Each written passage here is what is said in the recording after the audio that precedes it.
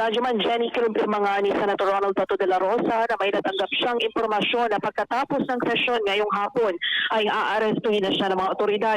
Sa Facebook Live ng Senador ngayong hapon, sinabi niya na may impormasyon na may mga pupunta ngayon sa Senado para siya ay arestuhin.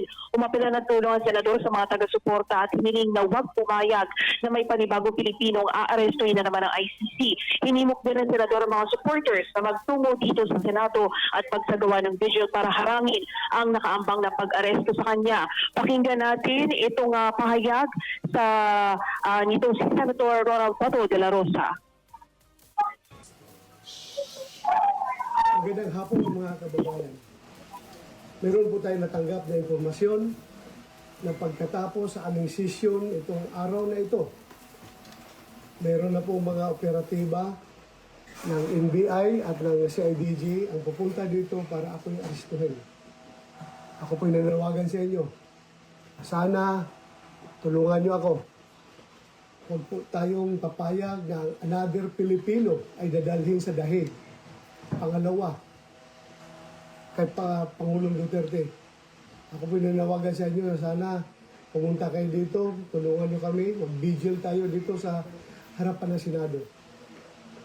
Ako po'y nakikiusap sa inyo kung kayo'y meron pang puso para sa ating bansa.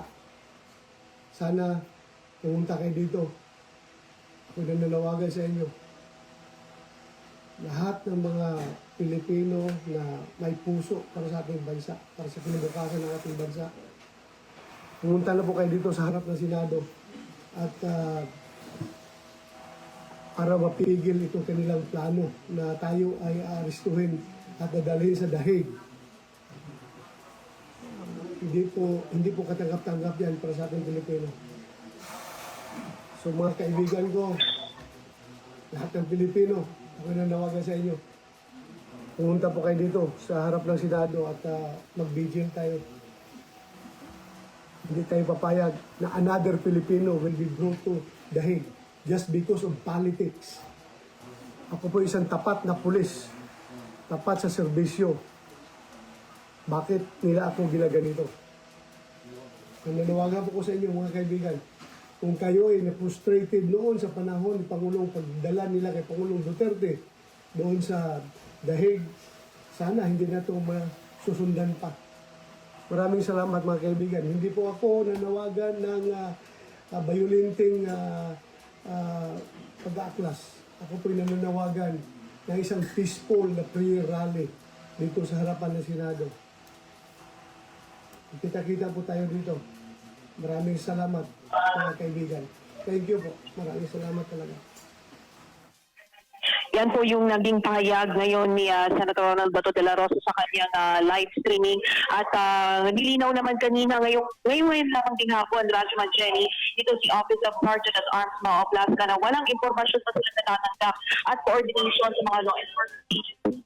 Ito sa pag-arrest by Senator Bato. So ngayon, Anya, ay nananatiling nasa elevated alert level ang Senado sa parehong sundin sa nagdagdag lamang sila security system na higit sa handaan itong security officers na nandito ng nataas sa kapulungan habang 1,500 naman ng compensation ay mga dagdag tumatauhan mula sa PNP. Yan muna ang update kasama sa DZXL RMN Manila, Rajuman Juan de Batak, Tatak, RMN.